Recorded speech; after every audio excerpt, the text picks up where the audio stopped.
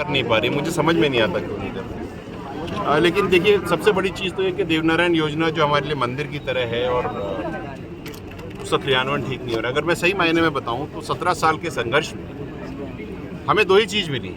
सबसे पहले तो 5% आरक्षण जो 2019 में मिला, और देवनारायण योजना जो करीब 10 साल पहले। 5% आरक्षण में आज की तारीख में मिला तो 5% है, लेकिन अगर उसका एग्जीक्यूशन देखो तो राजस्थान स्तर पे मिला 5%, लेकिन उसका एग्जीक्यूशन क्या है कि डिस्ट्रिक्ट और सब में बंट करके रोस्टर सिस्टम के तहत हमें 5% मिलता ही नहीं। कहीं 1% मिलता है, कभी 2%, कभी मिलता ही नहीं कहीं नौकरी से।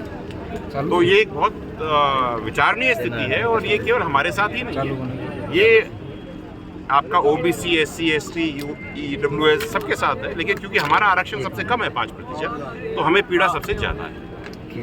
रही बात देवनारायण योजना की, तो मैंने आपको जैसे बताया, ना तो स्कूटियाँ मिल रही हैं, ना स्कॉलरशिप मिल रही है। करीब 250 करोड़ का एनुअल बजट है, जिसमें से करीब 70% यूज़ होता है, 30% लैप्स हो जाता है। वो लैप्स ही हो जाता है, वो जाता कहाँ है समझ में नहीं आता। और मुझे समझ में ये नहीं आ रहा है कि जब बच्चों को पढ़ाने का बजट है और आप उसमें छात्रवृत्तियाँ दे नहीं रहे हो और आप स्कूटियाँ दे नहीं रहे, तो लैप्स क्यों कर रहे हो? वो खर्चा करो और दो ना। ऐसा तो है नहीं कि ये बिल्डिंग ये चीज़ आज नहीं होगी, डैम बन रही है कल बन जाएगी। जो बच्चा आज पढ़ रहा है, जिसको छात्रवृत्ति की जरूरत आज है, उसको आज है, कल नहीं हो सकती। अगर हमको आज प्यास लग रही है, प्यास बुझाने के लिए पानी आज देना है, तो आज ही देना है साहब। अगर व्यक्ति को छात्रवृत्ति की जगह उसको अपने घर के गहने बेचने पड़े, जमीन बेचनी पड़े, तो क्या मतलब है इसका? तो हमको जो मिला वो मिला कागजों में। आज की डेट में एग्जीक्यूशन में बहुत परेशानी है, और नवी अनुसूची तो करी नहीं। आप नवी अनुसूची की बात हमारे कैबिनेट से प्रपोजल करा करके केंद्र में जाना चाहिए, और इसके लिए हमारे जितने भी MLA हैं, चाहे पक्ष में हों चाहे विपक्ष में हों, चाहे MBC समाज के हों, चाहे MBC समाज के वोट लेने वाले हों, चाहे बाहुल हों, चाहे रिजर्व सीट्स हैं, उनको ये पहल तो करनी पड़ेगी ना। हर एक व्यक्ति की जिम्मेदारी है, जो सत्ता में हो या विपक्ष में हो, कि वहाँ के जो जिस जगह से आता है उस जगह के लोगों की बेसिक रिक्वायरमेंट जो आ रही है, जो चिल्ला चिल्ला के लोग बोल रहे हैं, आप उसको अनसुनी थोड़ी कर सकते हो। उसको सुनो, उसका क्रियान्वयन करो भाई। 23 मई 2008 को जो नहीं, अभी खत्म नहीं हुआ भैया, बहुत सारी चीजें हैं। आप ये देखिए कि जोधपुर हाई कोर्ट ने 2019 में 12/444/2019 एक रिट पिटीशन थी। उसके अंदर में सरकार के रिप्रेजेंटेटिव ने, कुलदीप सिंह जी ने लिखित में हलफनामा दिया, लिखित में, बच्चों की बात नहीं है, लिखित में दिया है कि MBC का आरक्षण इस प्रकार से मान्य होगा। अभ्यर्थी को पहले जनरल में देखा जाएगा मेरिट, अगर उसमें नहीं होगा तो OBC में देखा जाएगा, और अगर उसमें भी नहीं होता तो फिर MBC में देखा जाएगा। ये लोग इसका क्रियान्वयन क्यों नहीं करे 2019 से? हम चाहते हैं और पूरा समाज चाहता है कि 2019 से लेकर के अब तक जितनी भी नौकरियां आपने हमारी जो बनती थी OBC में खाई हैं, पहले तो वो दें, उसके साथ साथ इसका क्रियान्वयन करें और एग्जीक्यूट करें। आप कोर्ट की अवहेलना कैसे कर सकते हो साहब?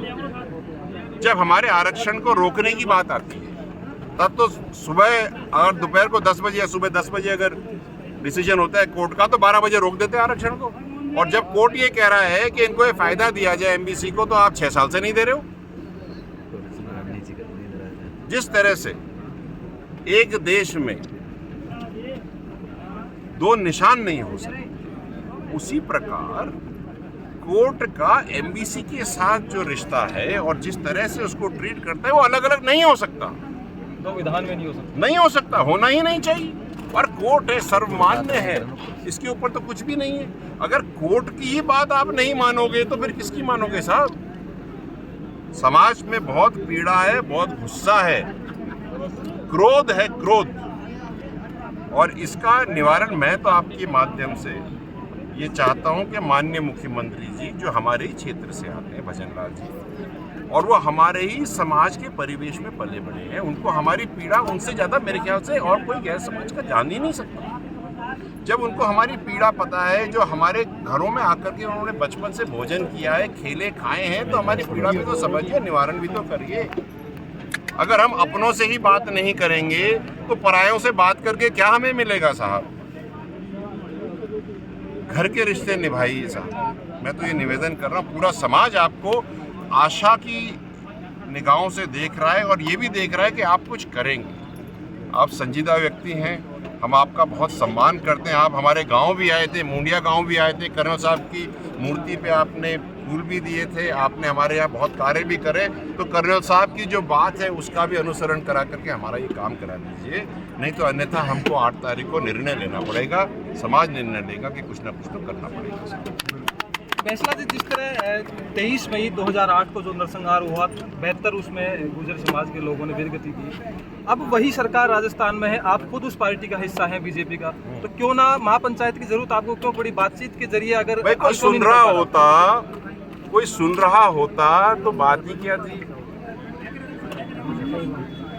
भाई। आप लोग हमको क्या समझते, गुर्जरों केवल पटरी पे बैठना ही आता है? हम भी पढ़े लिखे समझदार लोग हैं। ये स्थिति क्यों आ रही है? क्योंकि आप हमारे कार्य ही नहीं करें। हमारे केस वापस होने थे महाराज, पिछले 17 महीने से एक भी केस वापस नहीं हुआ। मैं सीएम साहब से बात कर चुका हूँ, माननीय सीएम साहब से, मैंने जवाहर बेगम जी से बात कर ली, हमारे होम मिनिस्टर साहब से, मैंने डायरेक्टर प्रोसिक्यूशन से बात कर ली, मैंने ACS होम से बात कर ली। अब आप मुझे बताओ मैं किससे बात करूँ, कहाँ जाऊँ? तो आपने महापंचायत का रास्ता चुना है? मेरे पास ऑप्शन ही नहीं है। मेरे को तो समाज में आके बताना पड़ेगा कि ये हो रही है बात। अब निर्णय तो समाज लेगा, क्या पटरी पे जाना है या दिल्ली जाना है या रोड पे जाना है या घर जाना है, निर्णय तो समाज लेगा। लेकिन मैं यह बात आपको क्लियरली बता रहा हूँ कि ऐसा कोई मुद्दा नहीं है जिसके ऊपर हमने सरकार को लिखित में नहीं दिया हो, पता नहीं हो और उससे चर्चा नहीं हुई हो। रोस्टर प्रणाली की बात मेरे पाठक साहब से हुई है, मेरी चिट्ठियां देख लीजिए ट्विटर पे, मैंने सीएम साहब को लिखी हैं। और आपको ये भी बता दूं कि ये निर्णय लेते से ही सबसे पहले हमने एक चिट्ठी बना करके CS साहब तक को दे दी है कि अगर राजनीति की हमारी बात नहीं सुन रहे तो कम से कम ब्यूरोक्रेसी तो सुनेगी, वो तो किसी की पक्षधर नहीं होती। और अगर कोई भी नहीं सुन रहा है तो फिर समाज सुनाएगा, क्या करूं? आप तो राजस्थान बीजेपी के बड़े कद के नेता हैं, उससे क्या फर्क पड़ रहा है? अगर सरकार, मेरी बात थोड़ी है, समाज की बात है भैया, विजय को आरक्षण थोड़ी मिलेगा। समाज का नेतृत्व भी कर रहे हैं, तो अगर नहीं सुन रहे तो विडंबना किसी और की है ना भाई। वो कहते हैं ना कि नाई नाई कितने बार के जजमान अभी सामने आ जाएंगे। बिल्कुल सही बात।